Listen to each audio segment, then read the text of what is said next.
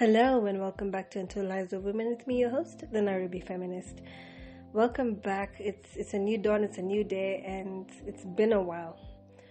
Life has a way of, you don't always get to do the things you want to do, but we're back. I'm back, and I thought we'd kick off this episode with something that I've discovered in the last 4 months. I've been thinking about how do I rewrite my story. And before we get there, let me just take you back to something that I had written on the blog. Looking back on my life, I've come to see that aging isn't what you think it's going to be. And also, being young isn't the only thing that you're going to be. It's a delicate balance.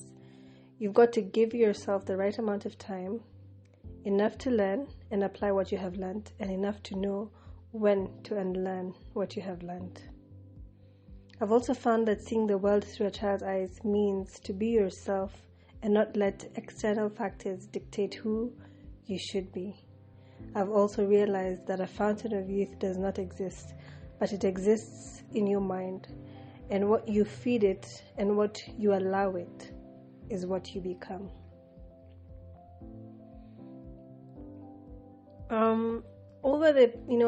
Over the past 4 months or so, I've been rewriting my own story and doing the things that make me happy and learning.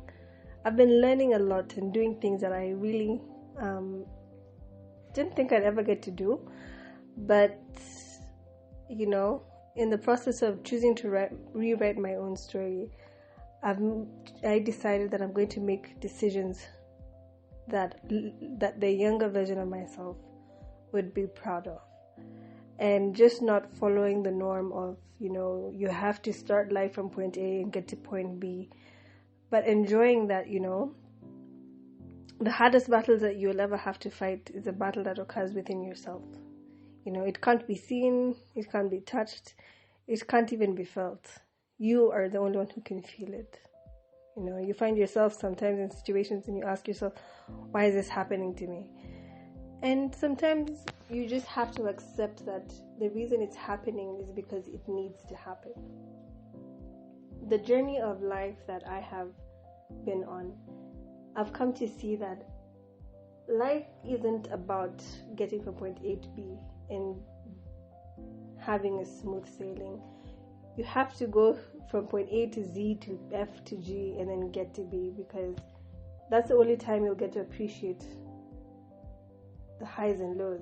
If you don't have a low moment in your life, you can't really appreciate the highs, and you can't really grow and you can't really change much about yourself if you don't go through highs and lows. And on my journey, I decided that sometimes you just have to take a chill pill, just relax and listen to your thoughts, hear where you're at, feel where you're at, meditate and, find that inner peace and that inner voice within you. And ask yourself, am I really happy? What is happiness to me? You have to understand, am I doing what I want to do, or am I doing things because I have to do them? Someone told me that you will only appreciate life when you feel what it is like to be close to death. And from that moment, I felt like it's important for me to live my life that way. Live your life in a way that if you died at any moment, you would be at peace with the decisions you've made, with the conversations you've had, with the people you've met, with the interactions you've had. And until you get to that point in life where you choose to take each day as a gift and rewrite your own story and choose the direction you want your life to go in, your day to go in, regardless of what happens along the way. Sometimes we'll go through the worst kind of days, but it's a bad day. It's not a bad life. And that's something I found, that once you start to train your mind to go through life in that way,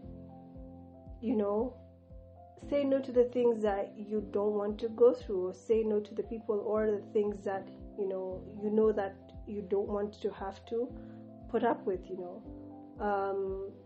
Say yes to all the things that you would have loved to do and want to continue to do, but at the same time find the balance in the sense that you're leaving a mark, because at the end of the day, all that's left is your legacy and people's memories of you. And if you're not living a life where you're changing someone's life or impacting someone's life or creating memories for other people and with other people, that's all you'll have left at the end of the day. So I really hope that you subscribe before you go anywhere. First of all, subscribe right now.